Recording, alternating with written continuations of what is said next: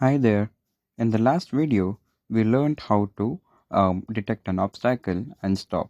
So now, what we will be doing is we don't want our robot to stop there, and I don't want my robot to move in a straight path either. So for that, I want it to move zigzag. So in the past video, as we learned how to make a zigzag code, so for that we will add my program because it is the most important block and it will be containing all the information of our code. Then we'll go for the moments, move forward, and then turn left. And I want it to move forward again because we are making a zigzag path. So move forward and turn left. So now our robot will be moving in a zigzag path. So see, now it have gone straight, that is move forward, and it turned left and again turned left because I we just told a robot to move forward and turn left and again move forward and just turn left, and I want it to move forward again and turn left again and then move forward. So now we have written a code which is saying move robot to move forward and turn left, move forward and turn left, and it is making a square path now, which is also means that it has a zigzag route, right? So again, what we will do is we want it to sense an obstacle.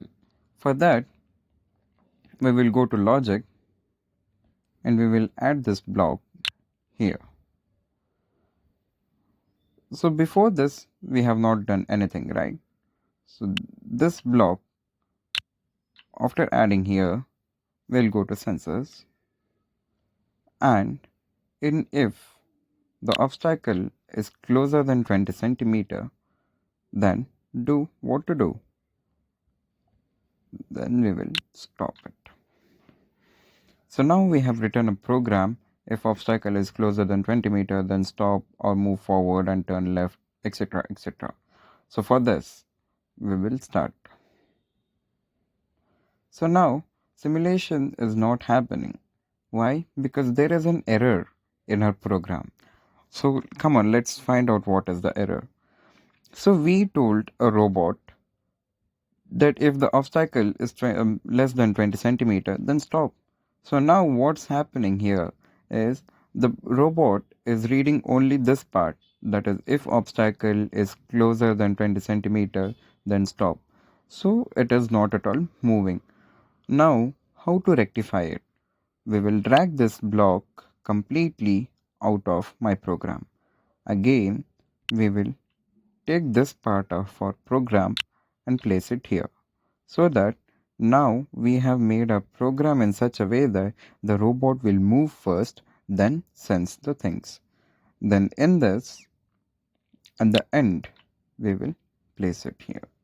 So now what our robot will be doing is it will be moving forward, turning left, moving forward, turn left, and what it does is if it is sensing some obstacle, then it will stop. So let's first save our program. After saving it successfully, we will start it.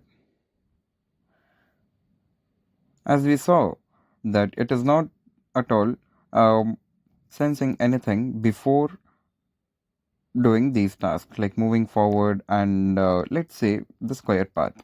Before the square path, as we saw, it is not at all sensing. Why? Because we have commanded it to sense after our code.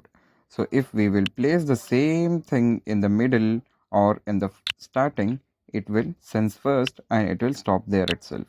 So let's see how it works. So see, now after a square path, there is an obstacle here. So the robot is sensing that and it is stopping as our command. So now we have learned how to like move a robot sensing and etc. in by the help of programming. So that's it for now. See you in the next video, future robot builders.